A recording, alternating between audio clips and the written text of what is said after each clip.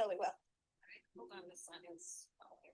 It's our first one. Here we are. We've never done this. No, we've never had a Zoom. And So we hear you over something. it's my cell phone. Okay.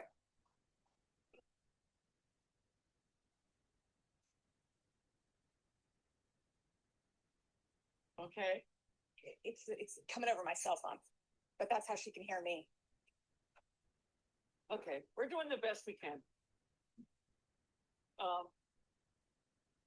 We're 2 minutes early. Is that okay? So welcome to Dressage for Kids Training for Teaching. A program that started basically because most of us teach because. So this isn't actually about how to teach so much, which is what we, yeah, we can try something else while I'll talk and you try something else. But a little bit more about what's kind of important, because we can't worry about how to teach unless we can run a business. And if you're like me, I not only knew absolutely nothing about how to teach when I started, and I knew absolutely less about business. So hopefully we can put all of that together a little bit. A huge and special thank you. Don't run out the door, Chris. To our Dressage for Kids Volunteer of the Year, Chris Holleran, who does all the organizing, setting up the school, setting up the family, very important. Carrie Overkings, her husband, Gary.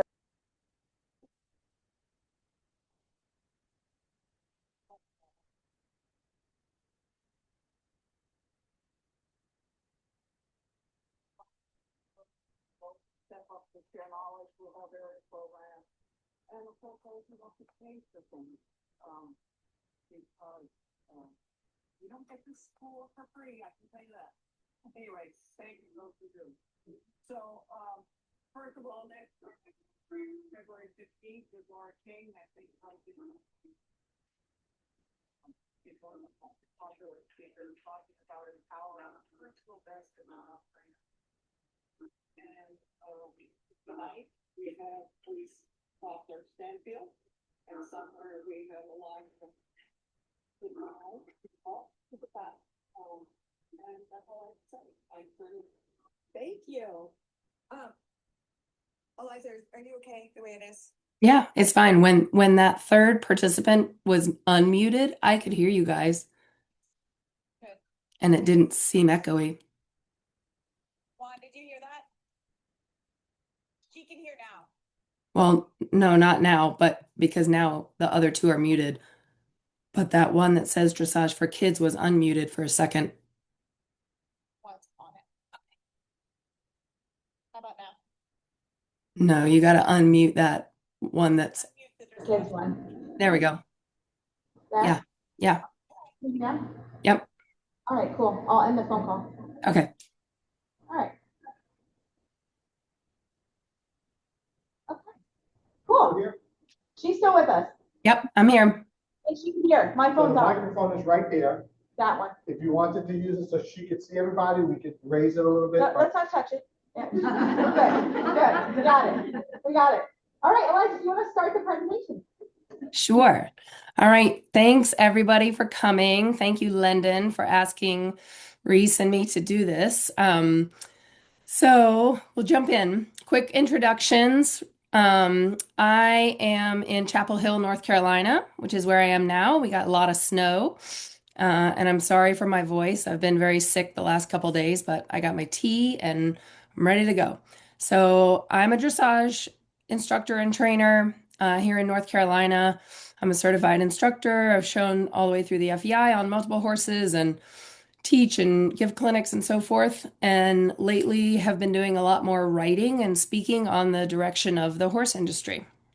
And Reese, I'll let you tell all about your wonderful self. So I think you guys know me. I'm Reese Koffler Stanfield. I'm an FEI-B certified instructor. I'm in the FEI-A group going through right now. Also a Diamond Award medalist. I'm from Georgetown, Kentucky. That's home for me. And but I also teach college. I have a master's in international commerce and diplomacy. my focus actually was tariffs, but please, I don't know anything about tariffs anymore. Like, it's a totally different discussion.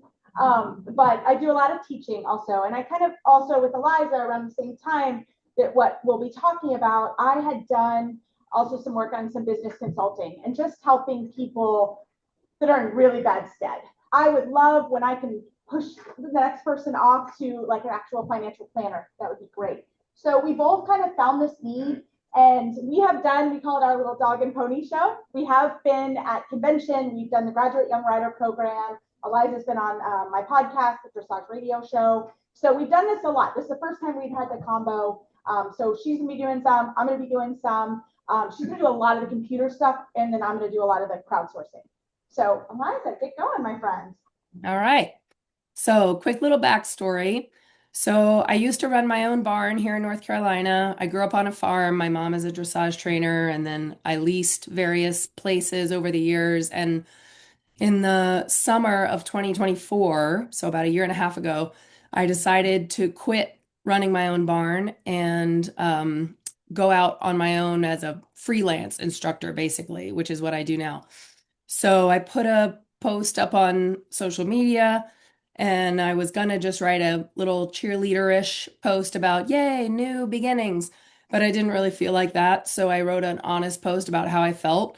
And turns out a lot of people felt that way because it went really viral and got shared about 1,200 times and lots of comments. And the comments were really interesting because normally the comment section is not somewhere you want to live, but they were very thoughtful comments, and a lot of different people, adult amateurs, trainers, young riders, all really empathetic and really introspective about my choice and how maybe they'd had a similar choice or had similar feelings. And so it kind of felt like I had accidentally surveyed the horse world, not just dressage, but hunter jumper friends, even Western friends. And so I thought, well, that's interesting. It's all kind of anecdotal. So, what if I did an actual survey? So, I put together this equine professional survey in the fall, and I asked a whole bunch of questions, and it led to a lot of interviews, a lot of research, a lot of articles that I wrote, and now here we are. So, the survey got a little over 1,500 responses.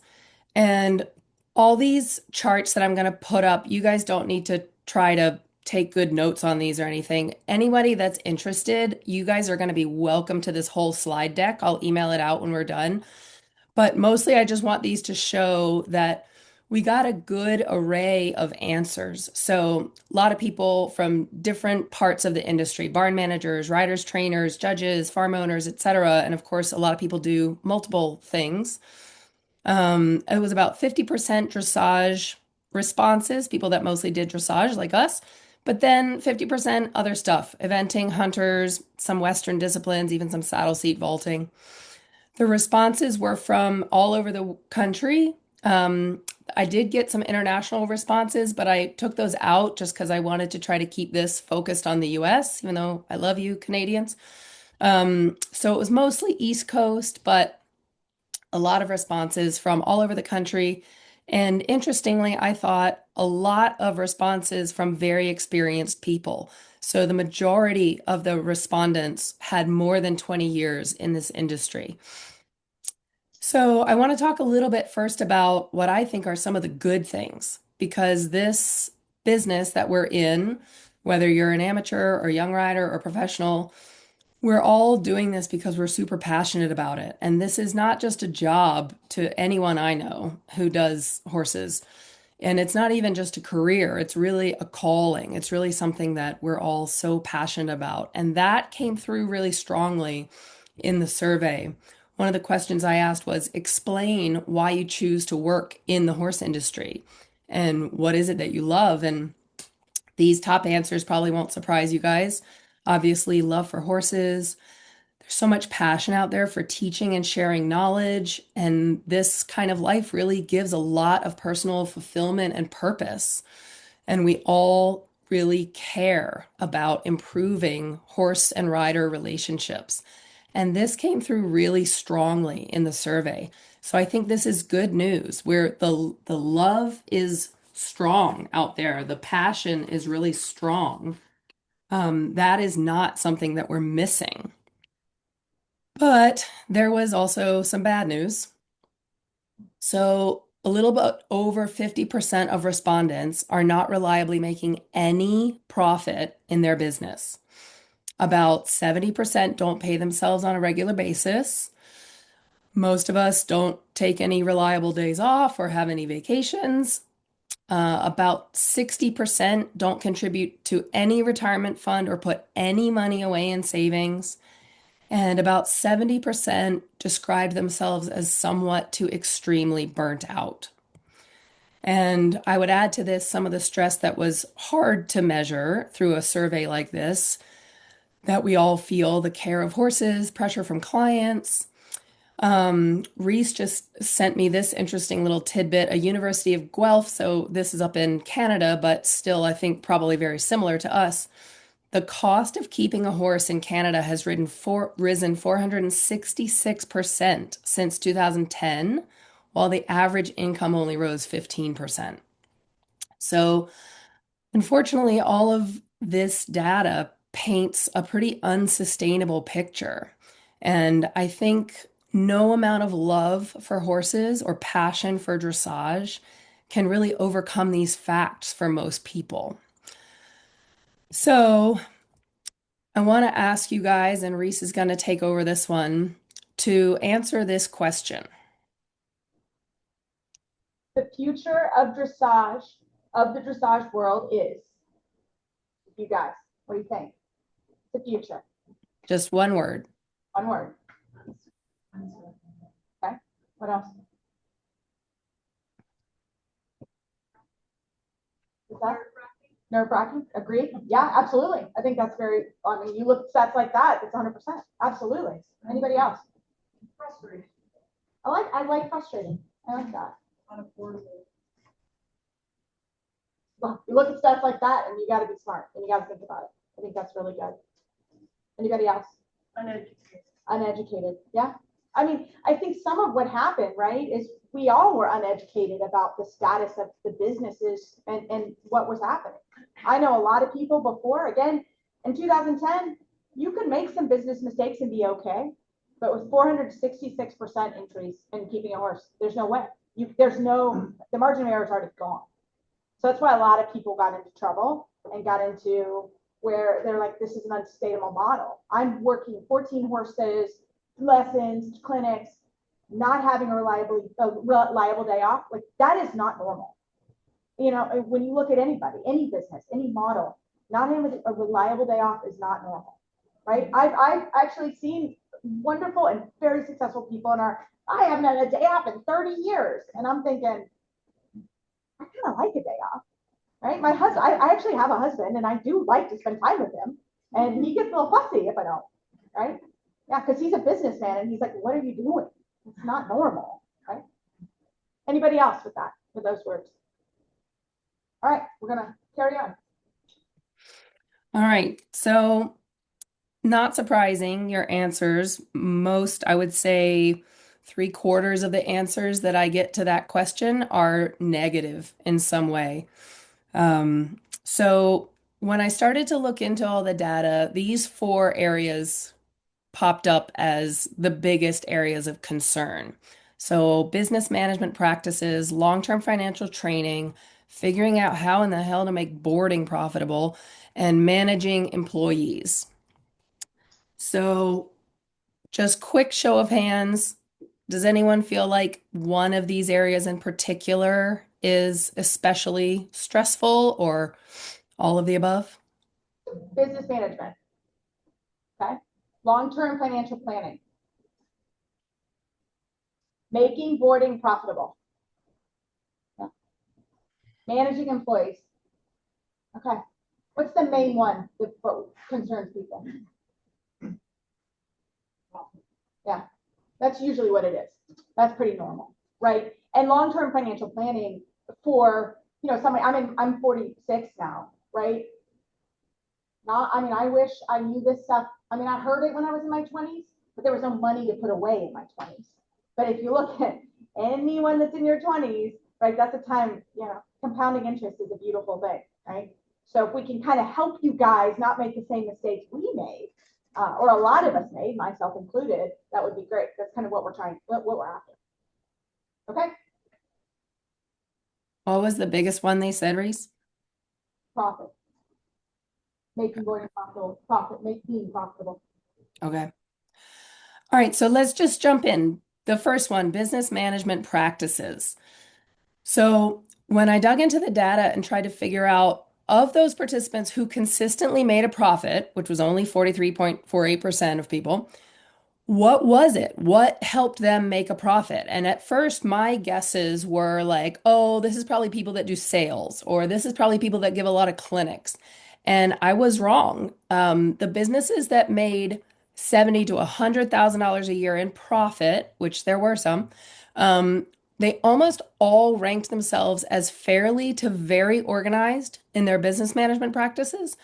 And they all had a fair amount of experience. So they had been in this business a fairly long time. Those are the only two things that really made a difference. And so, what do we mean when we talk about business management practices? This is anything that is not riding, teaching, feeding the horses, mucking the stalls. This is things like goal setting, right? Really clear communication is part of this. Figuring out how to onboard and educate your new clients, policies, procedures, working with other professionals like lawyers or accountants, invoicing, scheduling, all of these things fall under business management practices. And I think one of the interesting things that we found is you don't have to like business management to become good at it. One of the questions that I asked is, do you enjoy the business management aspects of running your business? And a big old 40% of people said, no, I don't like that. And then 27% of weirdos said, yeah, I really love that. And then a whole bunch of people said what I'm sure a lot of you would say, which is, I'm interested in that, but I don't have any time for that. Okay. And even among professionals who made a good profit and reported good business management practices, they did not all like it. So I factored out the ones that did well, that made a profit, and who said they were good in their business management practices. They answered this question all over the map. Some of them said, no, I really don't like that part, but they figured out how to get good at it, or they outsourced it, right? They have an accountant, they have a bookkeeper who they work closely with, and they made this happen. So I think this is a point we really want to drive home, is that if you think, well, I don't know anything about it, you can learn. You can learn it, and you don't have to go to business school for it. And if you think, well, I don't have any time for that, you are really someone who needs to get good at it, because that answer right there, I'm interested in it, but I have no time for that, that showed the biggest group that was not doing very well. So really quickly, we want to just touch on the idea that there are different business models out there, right? So there's what we call the traditional business model, which is this lady who owns her own farm. She lives on the farm. She's got a whole bunch of horses, probably way too many horses that she owns. And that's wonderful. Like when you close your eyes and think of a successful professional, a lot of people picture this. They picture someone who owns their own farm, they run their own training and boarding, and this is a lifestyle choice. If you want to look out your kitchen window and see horses, I mean, this is a lovely, wonderful business model. It is absolutely possible to make money, to make a profit in this business model. It is not easy to make a lot of profit in this business model, because the expenses are huge. So running a farm like this, as most of you probably know, is a very expensive thing to do. The overhead and then all the direct costs of keeping horses, especially the way a lot of us keep them, is just so expensive, and the labor is so expensive. So we just want to highlight that there are other options. 43.8% of the respondents did work a second job, and not everyone worked a second job because they had to. They weren't like, oh God, I have to be a waitress on the weekends or something.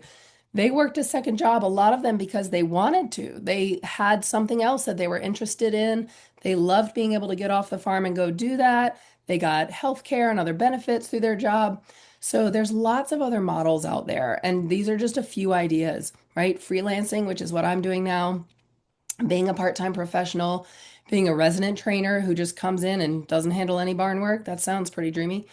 Being an assistant trainer, I think for those of you who are younger or a working professional, sort of working student, but maybe a little bit more advanced working student, right? There's all these different models. And then being creative and thinking about maybe collaborating with other trainers. I'm seeing people do some really interesting things now, so that they don't have such huge overhead expenses. So just to put a little bug in your ear that you are not failing in any way if you don't do this 14 hours a day, 7 days a week. So I wanted to jump into there, Eliza. Yeah. I'm super passionate about this thought. I think when Eliza and I were going through the program, you were almost a failure if you weren't in the barn all the time. There is nothing wrong with doing something in the afternoon, or if you're finished at the barn 4-ish, 5-ish. I have a young lady at home, she door dashes, right? I teach college. I have a podcast. I have an equine appraiser's business. Like I've always done that just because I have different interests, but it's been really helpful for me because every little thing that comes in that I'm doing outside of the barn, a lot of that happens in the evening, right? I can do an appraisal a couple nights a week, right? And it's not that hard. And you are not a failure. And I think, again, we were slow to say to people, please go out and get a second income that's coming in. And we haven't talked about it here, but a lot of people said, well, you may have a spouse and that's great. But Eliza and I kind of had a hard time with that thought because we're both married women, but my business is its own business, is its own entity. And so I want to be successful doing what I'm doing. And, again, you're not failing. I think that is the way it has to go in the future for this to stay sustainable. And if you really look at the numbers on how many horses you train versus what you make outside or with the health care, et cetera, that's where you have to have a really good idea of what your actual numbers are and where you're actually making money. Yeah. All right. So next problem area, long-term financial planning. So these questions, do you pay yourself on a regular basis? Do you contribute to an IRA or other retirement fund? And do you put money away for long-term investments? No, no, no. And so why not? Why don't we do this?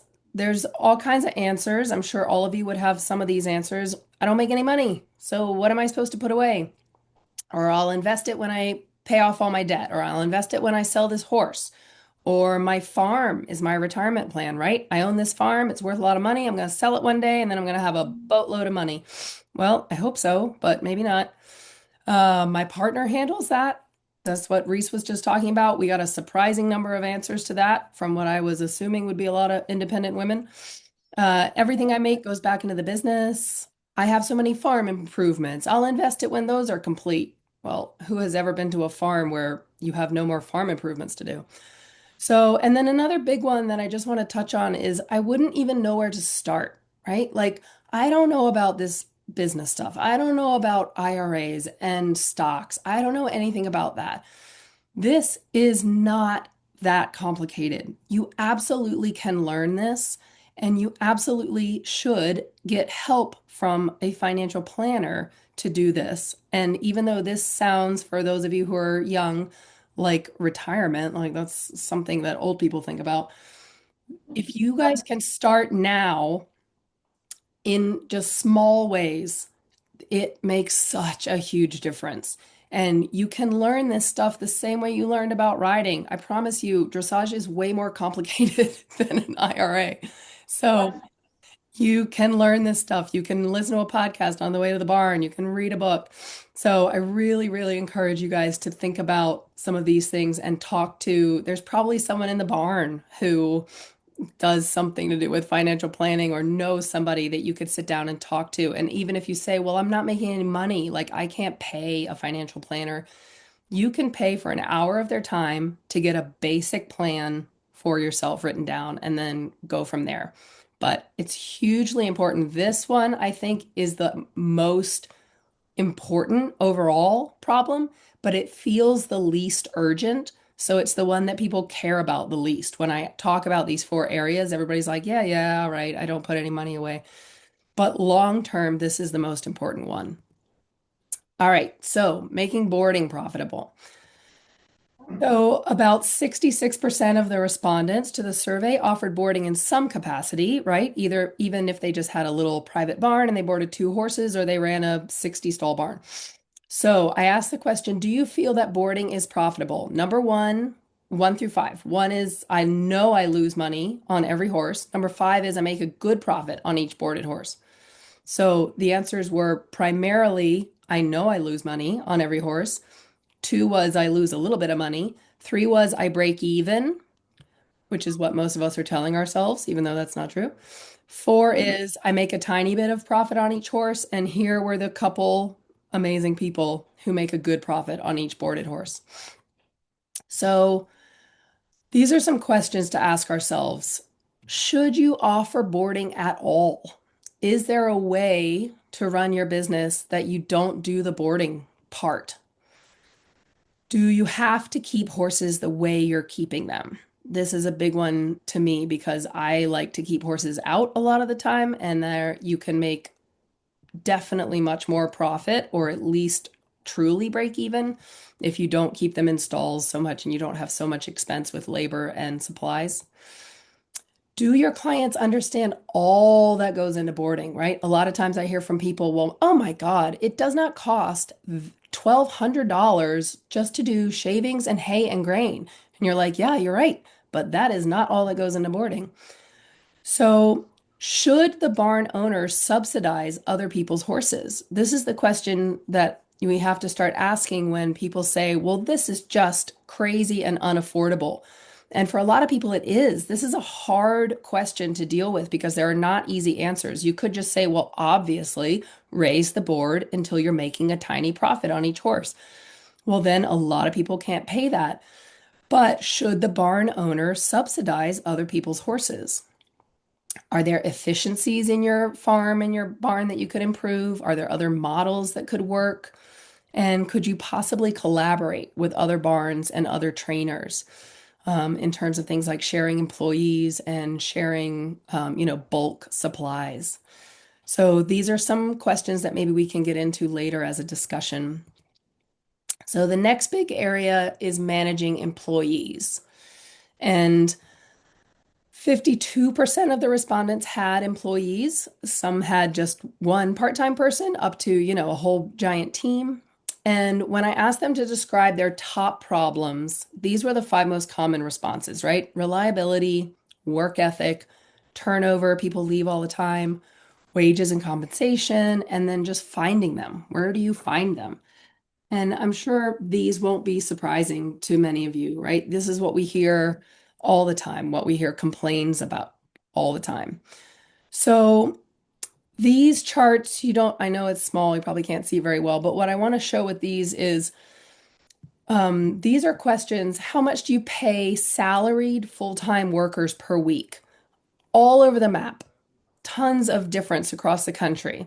How much do you pay hourly workers? All over the map. Do you provide any other benefits to employees, right? Board for a horse was the most common one. Housing, car, truck, some lessons, whatever. What I'm trying to show here is that there was not a clear answer to some of these employee problems if you just paid more, which is what I hear a lot. Well, you're going to have to pay more.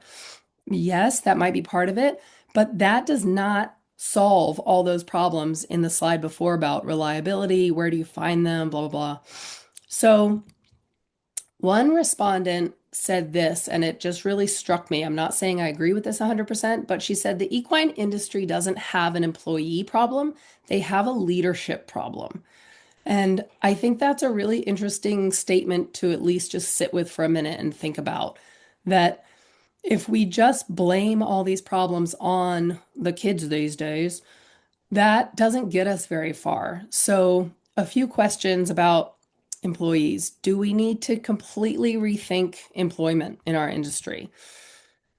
Is the working student model dying, which is the way so many of us came up through the working student model? How can you foster a supportive environment as an employer and as an employee? What is your management style and how can it improve? This is another area that, like Lyndon was saying in the beginning, when we started out, we didn't have any education on how to teach or how to run a business. And we also didn't really have any education on how to have employees and be a good employer. But you can learn that and you can improve that if you want to and you try. Do we need to rethink hourly workers? And the most profitable businesses had few employees for the size of their business. And that kind of sounds like a duh statement, but this is, I think, really important. The most profitable businesses had shockingly few employees in ratio to the number of horses that they had. So, how are they doing that? They have a few employees, they have a fair number of horses. How are they making that happen? And usually those employees were very long-term employees. So they've figured out a way through the management, this goes back to the boarding question, how they care for horses that they don't need so many employees and then they don't lose those employees. All right, quick little slide on working students. So about 36% of people still offer a working student program. The question was, what other benefits do you feel you offer your working students? Like, why is it a good deal for them to be a working student? And again, these probably won't surprise you. There's obviously so many educational opportunities, riding and competition opportunities, mentorship, networking, all those things. And for those of you who are a working student or have been a working student, like I was for a large part of my life, obviously it's access to high quality training and facilities that otherwise you couldn't afford. And so the question I have here is, does nostalgia work against us, right? Sometimes I hear from people in my generation or even my parents' generation who talk about, the kids these days, they don't want to work. You know, I was a working student and I slept in the hayloft and I got one lesson a week. Okay, well, that's terrible. That is not a good thing that you had to put up with. And we should not try to bring that back. That is exploitation. But is but is this model still a realistic model? And for especially for those young people who can't afford full training and board, this, I think, is still absolutely the best way to get your education and come up through the ranks, but it does seem to be less and less. I was surprised that only 36% of people offered this. All right, so big picture. How does all of this play into horse welfare, right? All of us are hearing about horse welfare all the time, social license to operate. I think all of this is hugely important to horse welfare. To me, it's this giant Venn diagram, right? Let's picture for a second a trainer who has no money put away in savings. Their back hurts from riding way too many horses. They are really disorganized in their business management practices. They're losing money on every horse that is boarded, and they have trouble with their employees. And somebody just quit today, and nobody's there to feed tonight, and they have 3 more horses to ride. How do you think it's going to go for those 3 horses that they still have to ride today? I would not want to be one of those horses. And I think so much of the time, especially on social media, you know, it's this very black and white argument about horse welfare. And obviously, there is never an excuse for being abusive to a horse. There's never an excuse, but there is often a reason why that happened. Very, very few people I can think of in my life that I have met that I think are like evil monster people who like beating horses. I can't picture too many of those people. Everyone that I know in my life has done something, myself included, that I regret with horses. And usually there was a swirl of these reasons that led up to the frustration or the lack of education or whatever it was that caused me and a lot of my friends to do something that later we think, oh, God, that was not fair to that horse. That was not okay.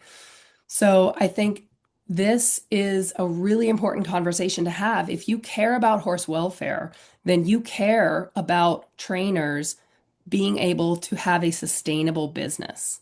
Profit and horse welfare are not opposed, they are aligned. So I'll let Reese take over a little bit here and we can kind of jump into these areas of concern and have a little bit of discussion.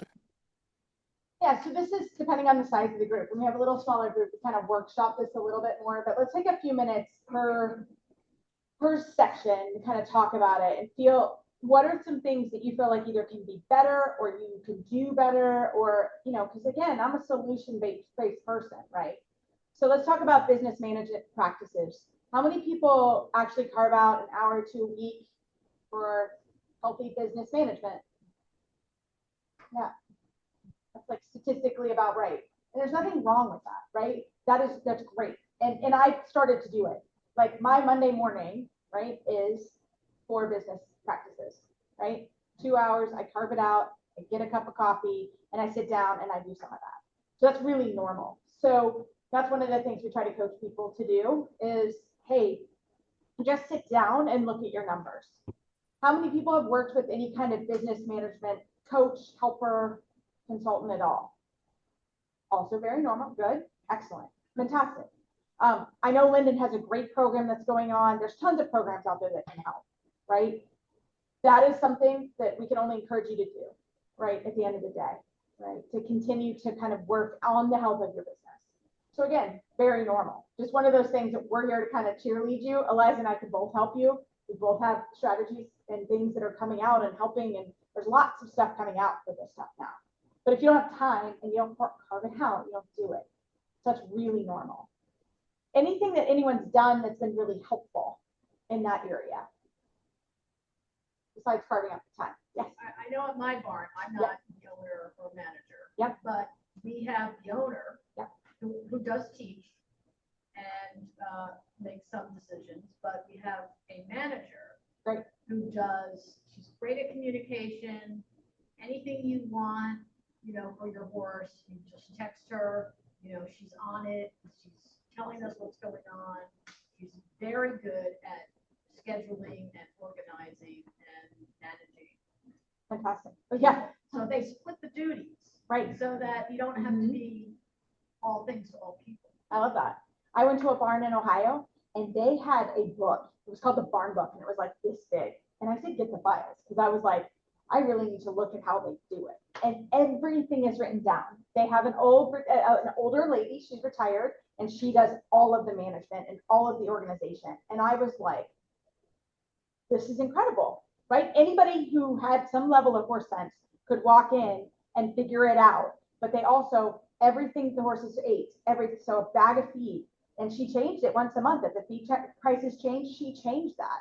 And it was incredible. And I thought, yes, it's going to take a minute to get this thing organized, your barn book, and again, it goes back to, do I have some time to sit down and actually do it? But once you've done it, then you're pretty good to go. So again, we can really learn from managers like that. We need to interview her. I need to have her on the podcast, right? How do you do it, right? Because again, I'm sure she has strategies that she does that we can all implement. Along with where she studied, like where did she get her information? Well, good idea. You know, I mean, there are, yeah, it'd be great to know. I mean, I work in the equine management department at UK, so I hope somebody's doing it, but she could actually just be really good at it and came, you know, or was in the corporate world and policies and procedures were written and she took it, you know, that's great. It would be great to know if we need her number and her name. So that's good. Yeah. But again, learning from people. Yes. I was just going to say, I think something that's a super important step is literally just writing down some of your goals. And those would be your professional goals and your financial goals. Yeah. And just the act of writing those down is, I think, a really big step. I love it. I mean, I understand because I came through and I was a working student and then I bought my farm and I had no money and I had no money to put away. And I've said all of these things. And finally I was like, wow, my husband was the one who was like, what you doing with that retirement, sweetheart? And I was like, I'll work on it. But it was the same thing. It became part of something I needed to work on because I hadn't been working on it. And I said all of those things. I'll sell a horse. the farm's my retirement, whatever. But at the end of the day, right, we need to have a financial goal. And there are smarter people than us that do that. But even just getting an IRA, and Eliza has a slide later that we'll talk about that. She's got some great information. She has done tons of articles and is getting lots of information that's been on the protocol of the horse. And she goes in depth to each one of these. So that kind of goes to the long-term financial planning. Again, I just wanted to ride horses. I wanted to make teams and I wanted to do those things. And I didn't think about the fact that you do get older. And I should have been more focused on that actually at the end of the day, right? Because Linda and I were talking about we could retire in Tahiti. That sounds delightful, But at the end of the day, right, you have to plan for that. Somebody has to be looking out for that. And it's not like we have a 401k unless you're contributing yourself, right? Or you have a job where you're actually working for somebody, right? Yeah. So it's something to think about. Making boarding profitable. This is where we really like to crowdsource. It's tricky. I'm from Kentucky, right? So it is easy in the summer. My horses do live outside, right? It's easier. Now we're in Wellington, Florida. It gets a little trickier down here, but again, any creative ideas on boarding, making boarding profitable. Silence. Efficiency. Efficiency. Just the same thing, the way the horses are managed, having them out. I also hire, I do just a full, instead of boarding, it's like, when I'm there, they have to do training, so it's a bigger chunk of money that comes in. Yes. The only thing I'll say is a lot of people, that actually was a thing that Eliza talked about in her survey, was people take training money and subsidize the board, right? That's something, actually, they're two separate commodities, right? You are getting paid for your services to train horses, not necessarily subsidizing somebody's horse. And I think that's really important. And Eliza talked about it too, is it may be hard to talk to the person next to you at home, but at the end of the day, if somebody offers board $20 or $30 cheaper, it's called the race to the bottom, right? Everybody loses. So at the end of the day, and I see it, I'm on the boards for Lexington, and I see people that are like, I want this, this, and this, and I'm going to pay $700 a month. Indoor, outdoor, full care. And there are people that respond. And I'm thinking, I want to email them and say, stop doing that. Because at the end of the day, we are subsidizing. There is no way you can do what you're offering and pay for all of those items for $700 a month, right? And I think the exercise of writing down everything that goes into your stable for 1 month. Does anybody do that? No judgment. There's literally zero judgment. We're all trying to work together here and how do we make it better, right? Solution based.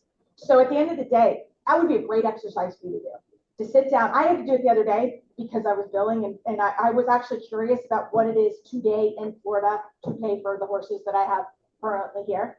And I mean, we're talking everything down to your Target run or your Costco run. I don't know if anybody else, but I can't go to Costco.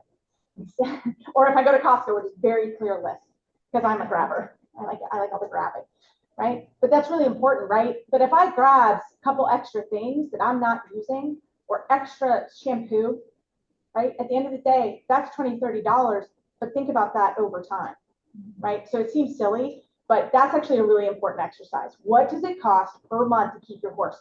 Literally down to your laundry pods, your insurance, right? Insurance has gone through the roof, right? So did you adjust for that? And I think that is why we put that number, the 466% increase in 16 years. That's an incredible number. But think it's all the inputs that are going into your facility, down to the fertilizer, right? Fertilizer, it goes back to Ukraine. Actually, a lot of fertilizer comes from Ukraine. So that's that weird tariff thing I got. But that increased a lot of the prices of fertilizer, et cetera, right? Gone through the roof. So I think it's really important to really think about that. And your clients, customers don't quite understand that. And that's where the disconnect is. And I think we need to continue to educate people. You cannot keep a horse the way they want it kept for $700 a month. Words in. Yes. Reese, can I jump in real quick? So one thing that I would say, and Reese said this, but I just want to make it even more explicit, is like as a trainer, especially in the traditional model, you have multiple income streams, right? So boarding is one of your income streams, training is one, lessons is one, clinics is one, sales is one, whatever. And so there's a profit margin. How much profit or loss do you make on each one of those streams of income? And so usually lessons does okay, clinics does really well. And it might be that boarding loses some money and you count that as a cost of doing business. That's not a completely weird thing in the business world, right? They call that like a loss leader.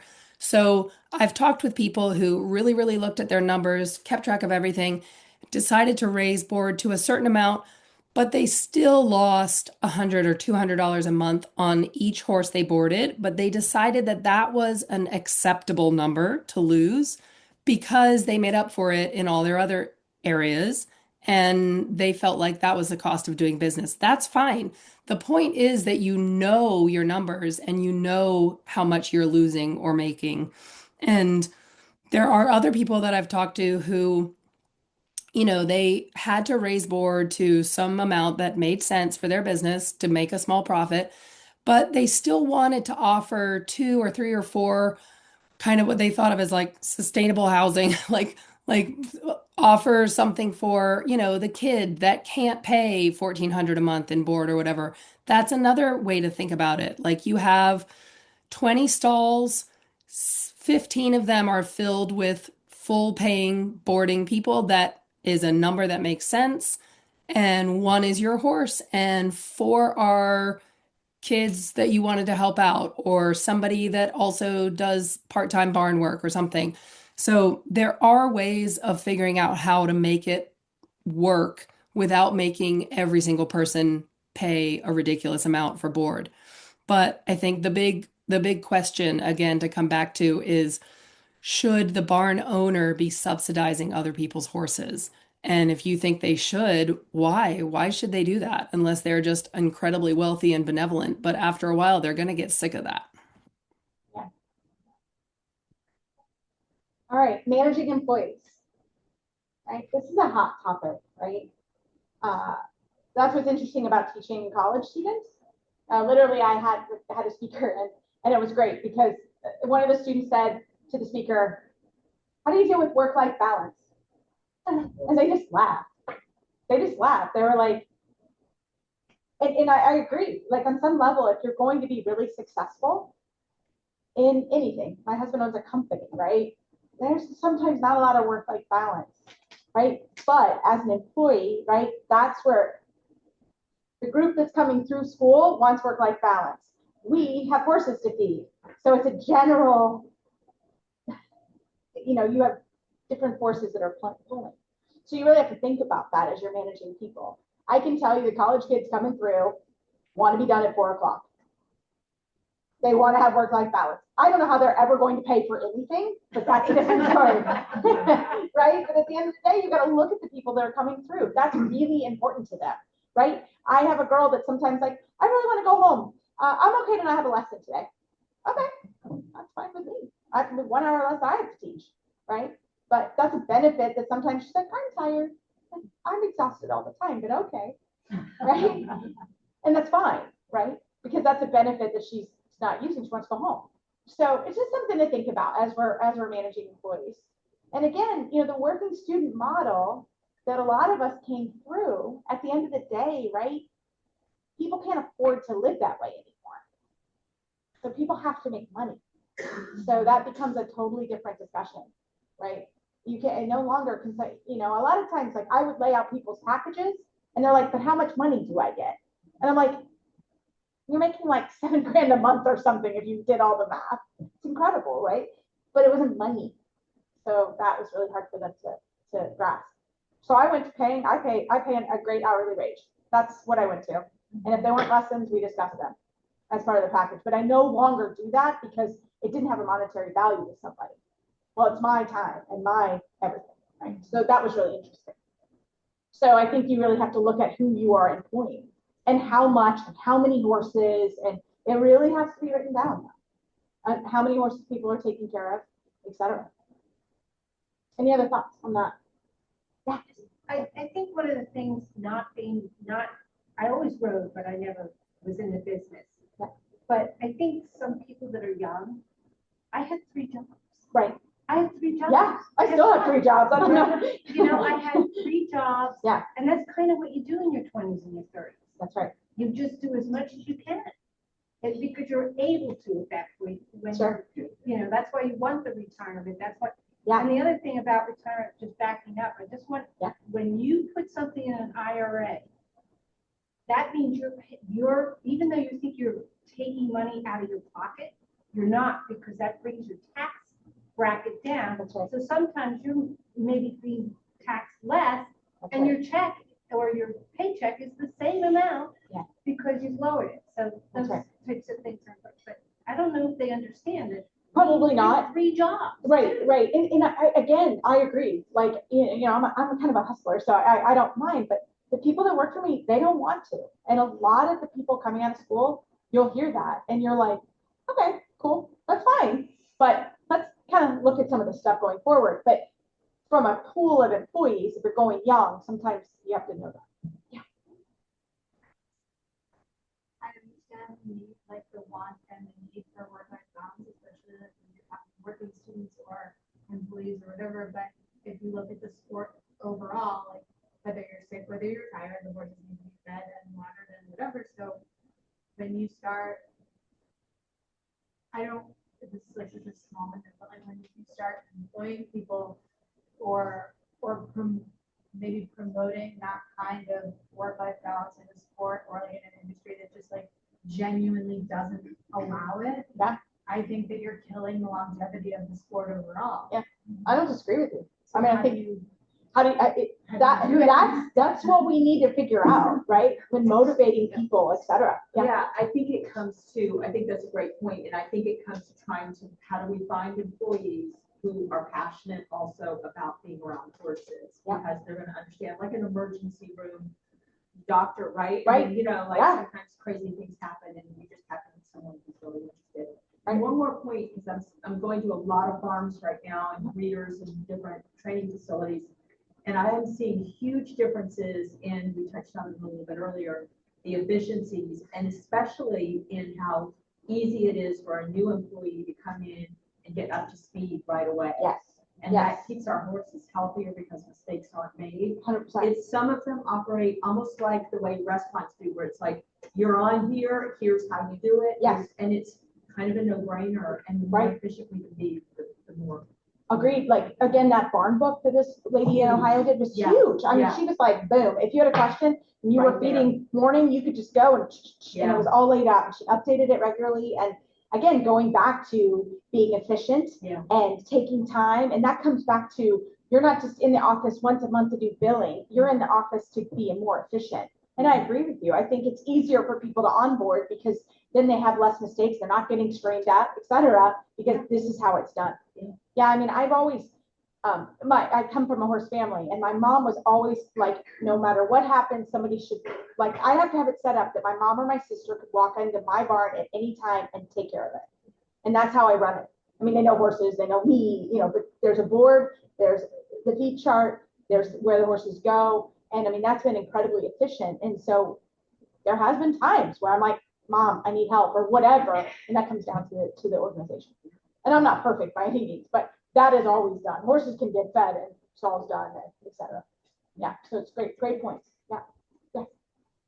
Making the job that you're offering to someone who wants to be done by board, which means setting up the business so that it can be done by board, but also providing 401k. Yes. Providing some kind of health insurance benefits. I do both, and I'm getting the best quality for practices that I've ever done. Yeah, no, I know you started that. And it's exact. Yeah, I think it's great. That's a really good thing. I mean, again, you know, Laura knows how to do it. I would like, but you know, again, you know, USCF has offered some healthcare benefits. I mean, there are some things now that are a little bit easier. But I agree. I have now an employee, she wants to be done by 4. Now, in an emergency situation, she will stay longer. but that's what she wants. And so she's paid for that. And I have to know that I'm efficient enough to be, that she wants to be walking out the door for it. Do I love it? No, but she is actually a great employee. She's there on time from 7 to 4. And in an emergency situation, she comes, she's there. So I make it work so that she is okay.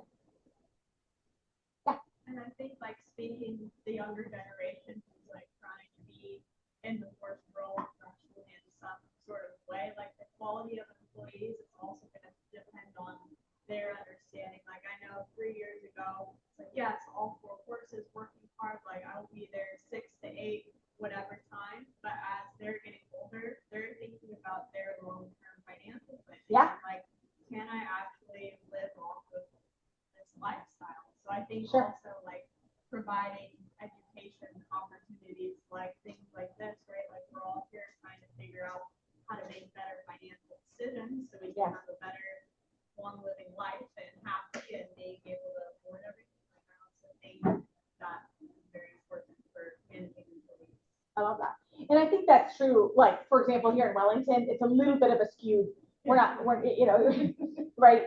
You know, this isn't, but you know, to encourage people, because Linda, this is a Zoomed lecture, right? There are resources out there for people that are in Colorado or in Kentucky right now. You just kind of have to know. So I think we need to continue to be better that these opportunities exist, right? And I really try, like, hey, we're going to do this. Hey, there's this webinar. Like, look what you get with your USDF benefit. That, you know, there's a webinar on Tuesday night. And this is what it's about.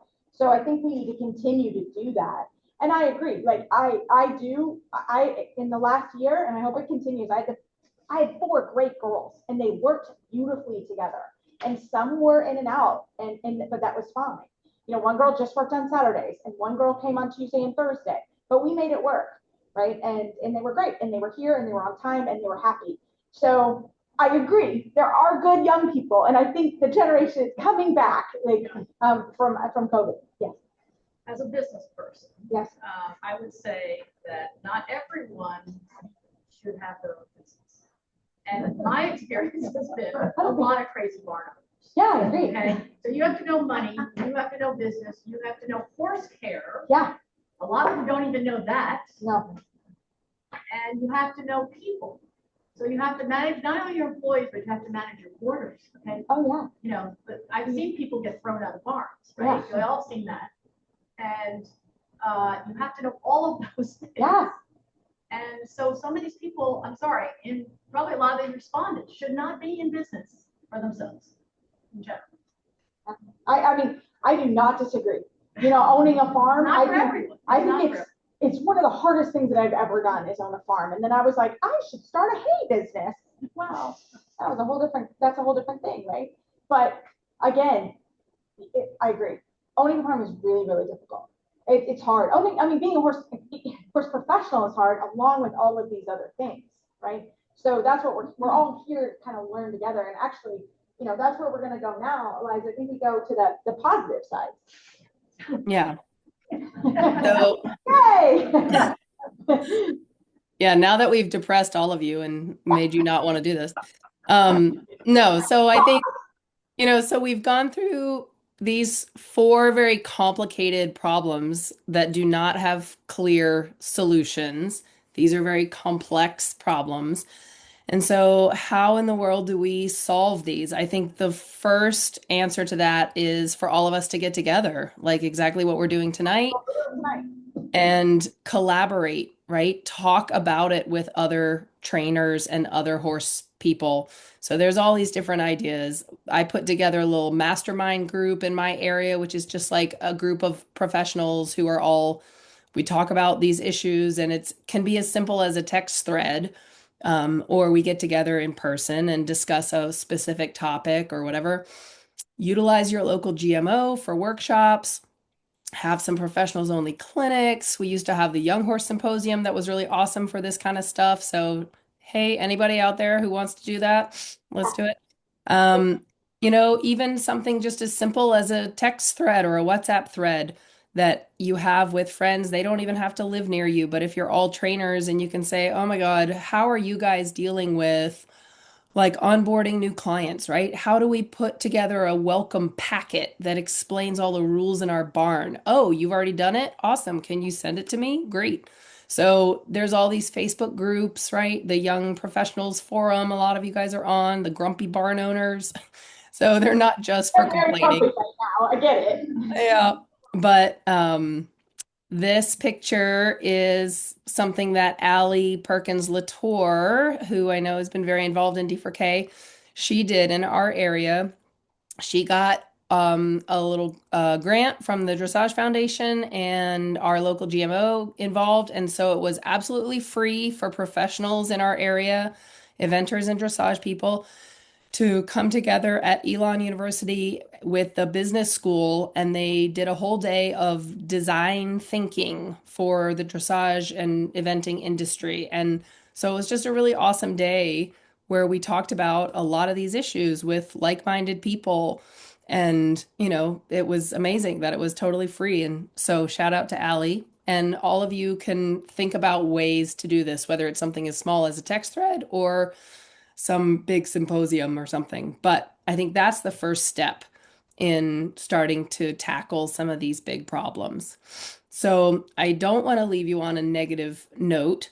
So I want you all to think about a similar question to what we asked at the beginning, but just with a slight tweak, and answer: the future of the dressage world I help to create is what? One word. Education. I love it. Yes. Sustainable. Sustainable. Collaboration. I love that. Collaboration. You hear it?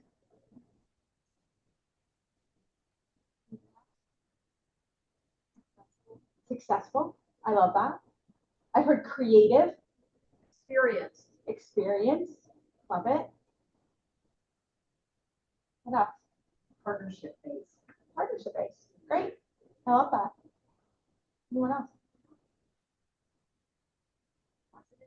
Yeah, I hope it is. I mean, and that's what I tell my college kids. I'm like, at the end of the day, right? There's so many creative people. There are ways to do this. We just need to know where the issues are and how we can work through them. Yeah. So I heard most of those, and those are all such beautiful words. I mean, sustainable, creative, successful, educated. Like, the future of the dressage world is what we help to create. It's not doomed and we just have to put up with it. We are going to make it, and we can make it these beautiful words, or we can make it some of those really sad words that you said at the beginning. And so I think we all are part of this, even if you are not a trainer, if you're an amateur, or if you're a young rider, we're all part of the future of the dressage world. So I hope we tackle some of these problems and create this beautiful, lovely words that you all just said. How about fun? Don't we want to have fun? Oh, I love it. I love fun. I love fun. Well, finish it. Yeah. All right. So if there's time for more discussion, I would love that. Like I said, I can email out this slide deck to anybody who wants it, or Lyndon can give me all the emails and I just send it out to everybody. This has all the links to the different articles that I've written. And Reese and my email addresses. You're welcome to reach out to us if you have ideas or specific questions. We would be more than happy to talk to you guys. Whoopsie. I think we hit our time limit. Oh, okay. But does anyone else have any other questions? You Or guys have an education program for barn owners? Did you develop something? we have not done that yet. Yeah, that's a lot of time in it. But I think that's where we're going. Eliza, do you want to elaborate? Eliza's done those articles that are great. Stay tuned, as Eliza's really working on some really fun projects. I do a little business consulting. So where I help people, they call me. I have a very short questionnaire, so it's not scary to start. And we just start. And I really think it's helped a lot of people. I've helped about 25 owners from all kinds of disciplines, dressage mostly, but I've done other disciplines as well. Yeah, and So we don't have any kind of program, but I am working on a book right now with my friend Jen Verheeren, who is a business coach that I'm sure some of you know. She's from Washington State, but she works with people all over the country. So Jen and I are writing a book. Now we're close to being done with the writing, but I have no idea when it will actually be out. I'm hoping in about a year it could be in your hands. So just stay tuned on that. But we're going way in depth on all these issues. I want to say it until you said it. I was like, "It's-" But yeah, we're around. We're here to help. And also Lyndon's got a great program that's going on as well. So I think there are programs now that are kind of helping, so we can solve this. We can solve this, or at least make it sustainable so we can keep doing what we do. Yeah. Reese, is there anything available on the Elon work that that was done with the group, Elon University, when they met with the business professionals to talk about the industry? Is there any summary of that or anything? Did you hear that, Eliza? Yeah, I can ask Allie if she has any specifics from that. I mean, I have my notes that I could dig up and share with you guys, but let me ask Allie if there was any kind of concrete thing that came out of that. And I will encourage you, Eliza wrote great articles that were in the Chronicle. They were there, and they go into this also in depth. That's really, really helpful. So those are also, if you just look on the Chronicle of Horse, these come up and they're great articles. I use them. I can't wait for her book because I told her, I'm like, it's going to be my textbook. So I'm really excited because really there isn't a book out there. If you Google equine management, it's a very old books that come up that aren't actually that helpful at the moment with the price structures. Any other questions? I just wanted to say that as a boarder, I've been a long time boarder in many different farms. And I think there's a certain responsibility the boarder has to the property. Sometimes it's not appreciated when you're cleaning out a running shed that's not been cleaned in a year. Yeah. But, you know, the boarder, there are certain boarders that want to contribute, want to support that farm because their animal is there and they have the respect of their animal and the respect of the property. I've seen other people abuse people's properties, but I think the boarder has a certain responsibility to the property too. Well, I agree with you. And I think we really do need to do an education campaign to people who own horses, right? We are just talking to professionals here. But at the end of the day, people don't understand really what it takes to run the farm. Like, please come for a day and help me run this farm and see when the tractor breaks or where the guys runs into the fence or whatever. They could enter what happens during the day. And I don't think people understand. And that's what I was kind of hinting when you look at the boards online and someone says, oh, I want to keep my horse for $700 a month. Welcome to 2010. Like at the end of the day, right? Like that's not sustainable. And I think people, you know, really don't understand what it really means. And so I agree with you. And so we do need to actually and that comes into the education. So people understand, why is your board $1,200 a month? And here's why. This is the list of expenses that I have, and this is why. And okay, I'm making $100, and I know because I write a board check to a horse in Colorado. But I've been to that farm, and it's great, and I happily write that check, you know, because I know what it costs, and I've been and I've seen the pay, and I've seen the shavings, and I see how the horses are kept, and I know what it costs, and they have really good employees. So I'm happy to write that check. But that's a great point. And I think that comes into that education that we talked about of how important the education is to people understand with the inflation, what it actually costs people. And it's giving us the dance. But thank you for coming to our Dog and Pony Show.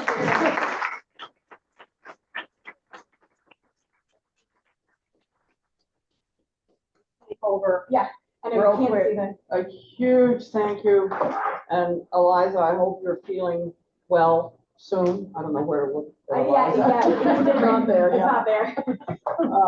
And of course, thank you. Very, very, very much. A little depressing, but sorry, let's look forward. But I just have a few things. First of all, I just have to tell you, as someone who's been in this business, I think the longest of anybody here, When it was probably in my 40s, and I finally got a financial advisor. And, they give you all these papers to fill out to comb about your life and so forth. And I was sitting at my desk and I suddenly realized that I'd sort of gone blank. And when I sort of woke up, I wasn't asleep, but I'd gone blank. I realized the question that I was asked to answer was, at what age do you plan to retire, or would you like to retire? And I realized that it had never occurred to me that I could retire. Well, I'm now 76 and I'm not anywhere near retiring, but anyway. But it was sort of, retire? Do we retire in this business? Anyway, a couple of things. Reese mentioned Dressage for Kids has started what we call our BA program. We love initials. Our Business Assist program, and it's been going on now. We're with our third group. Is anybody in here? I don't think anyone in here has taken it yet. And we started out with those that were young professionals who've been in our winter intensive training program and so forth. We are now starting to open it up, and it has been hugely successful. We have a woman in California who rides, but is not a horse professional, she's a business professional. She works with a lot of big corporations and so forth, which is great because she doesn't make excuses like we tend to. And we are starting to open up the application. It's I should know this, 6 weeks, a couple hours once a week in the evening. And the people that have done it, anyway, I'm not going to go. It's terrific. I can give you the names of people who have done it, and we are now opening it up to, well, I have to say, we first go to people who've done something with Dressage for Kids, which you have because you're here. That's number one. Number two, Dressage for Kids, because you're here, you're now eligible. We do have a scholarship because when I go to clinics to watch, I'm always a little depressed that there's so few professionals there. It just came to mind. I was watching Stephen Peters doing a fabulous clinic, and there were a lot of people, and they were mostly adult amateurs and a small handful of professionals. And you talk to professionals, well, I can't afford to be away. So we have a program where we offer a scholarship up to $500. So you can take a day and just go and sit and watch someone teach. That is part of Dressage for Kids. Jen Hearn was mentioned. She's going to be talking to us, I think, our last D4T session. And now with a different hat on, the Dressage Foundation has a brand new scholarship available, thanks to Louise Leatherdale, for doing educational for people training young horses. So that young horse symposium, young horse program, what was it called? That yes. Scott Hassler did, which was so fantastic. I never did it. I was jealous.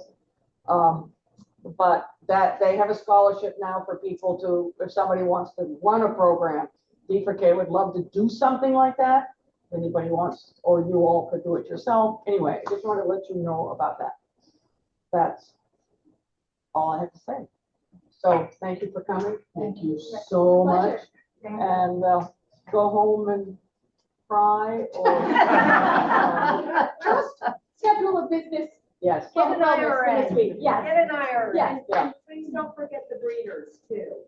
Breeders have really, a lot of the breeders in North America are really, really questioning the future. And if you are interested in what your next horse is going to look like in the next 5-7 years, go meet your breeders and get to know them. Our American. Yeah. Yeah. Okay. Thank you all very much. Thank you, guys.